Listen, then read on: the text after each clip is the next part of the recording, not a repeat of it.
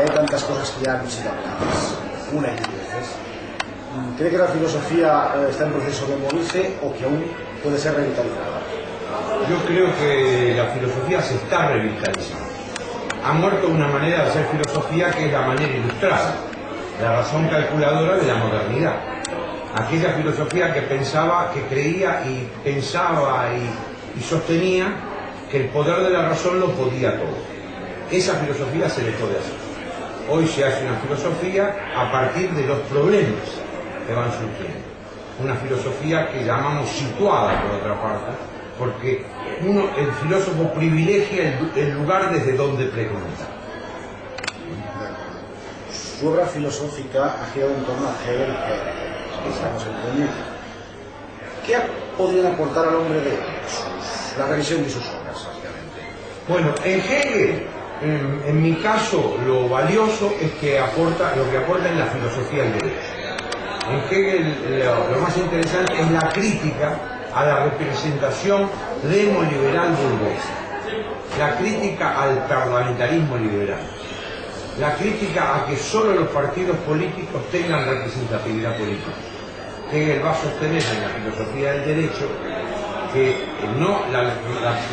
la representatividad política no está reservada solo a los partidos, sino también a las asociaciones sociales y profesionales de la sociedad. Con lo cual, Dan Claro Mentís, en 1831, a la democracia liberal y a la partitocracia, como ustedes llaman. En el caso de Heidegger, su aporte es básicamente a la denuncia de la existencia impropia. Heidegger dice que la existencia impropia tiene tres rasgos: avidez de novedades, el hombre corre a través buscando novedades, la habladuría, el hablar por hablar, ¿no?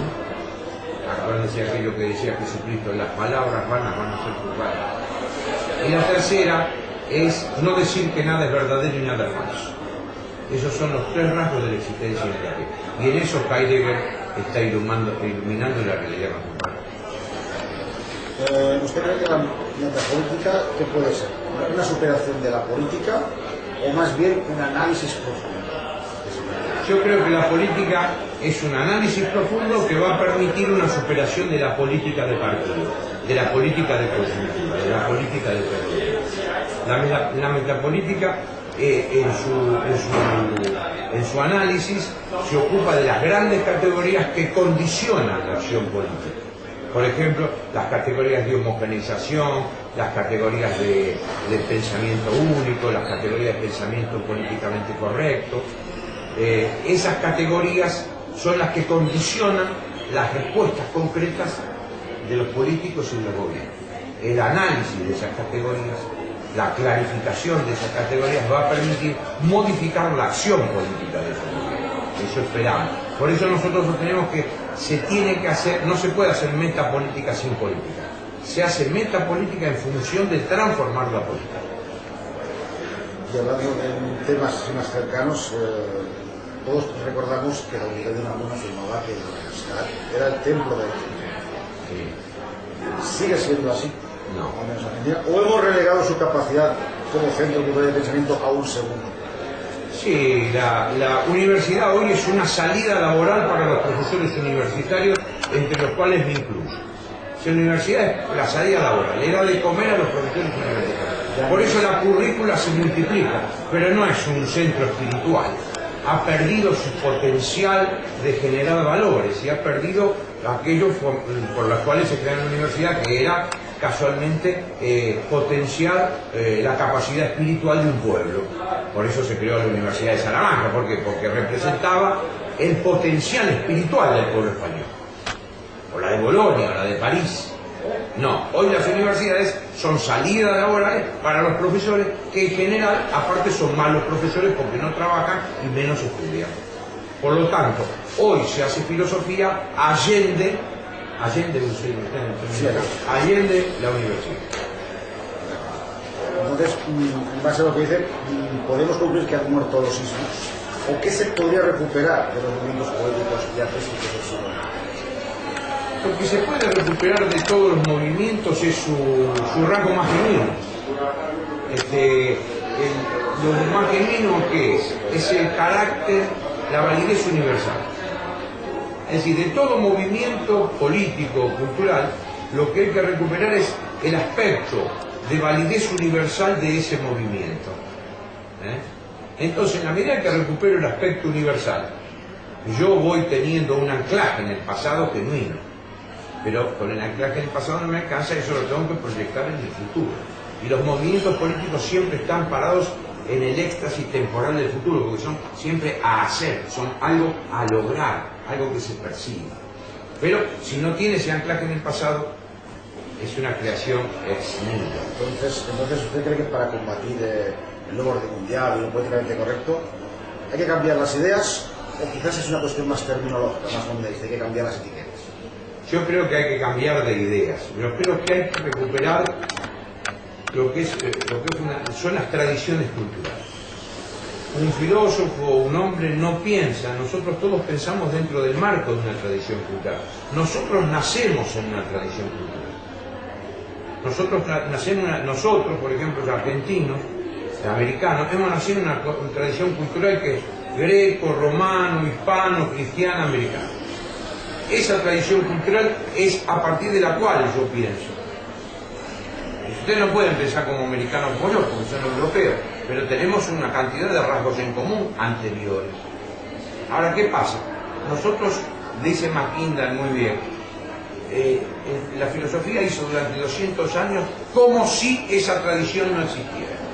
Es decir, se sostenía, incluso mis viejos profesores, que la filosofía era un pensamiento desde cero, sin supuestos. Comenzaba a pensar uno como Descartes, en su departamento, en una campana de cristal.